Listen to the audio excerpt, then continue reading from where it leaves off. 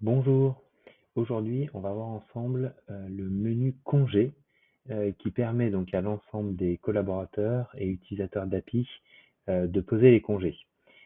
Donc vous pouvez accéder soit directement depuis le menu Mon espace, rubrique congé, soit, je le rappelle, vous avez la possibilité d'épingler en fait directement et d'avoir le menu en raccourci.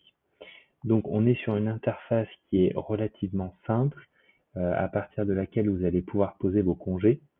Vous disposez ici d'un affichage 3, 6 et 12 mois, hein, qui vous permet d'avoir une vue d'ensemble en fonction de vos préférences, hein, avec la possibilité justement de changer et de passer d'un mois à l'autre.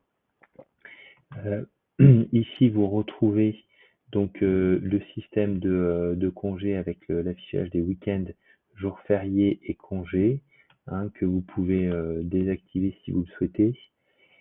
Et ensuite, on retrouve ici sous la forme d'un tableau donc le récapitulatif des différents compteurs qui sont créés et alimentés par votre entreprise et donc votre manager. Donc ici, on retrouve en fait toutes les lignes de compteurs de congés pour lesquels vous êtes affecté, le solde actuel, le nombre total de jours qui ont déjà été posés, et puis le solde estimé euh, qui vous permet de faire des projections en fonction des différents compteurs. Pour finir, vous avez également un bouton afficher l'historique des crédits, hein, où là on retrouve en fait toutes les informations, par exemple sur le nombre de jours qui ont été crédités sur tel ou tel compteur. Pour la pose des congés, si par exemple je souhaite poser des congés entre le 7 et le 18 août, donc je vais sélectionner la date de début, sélectionner la date de fin en faisant un clic simple. Ici, j'ai la possibilité de choisir si c'est du matin à l'après-midi ou de l'après-midi au matin ou après-midi après-midi. On verra juste après pour les pauses de demi-congé. Je clique sur le bouton continuer et donc là, j'ai un récapitulatif, hein, j'ai bien 9 jours de congé et je vais pouvoir saisir en fait, en fonction des différents compteurs, mes 9 jours. Donc par exemple, soit je peux utiliser le plus et le moins qui est au format demi-journée, ou alors j'ai la possibilité de rentrer directement une valeur à l'intérieur.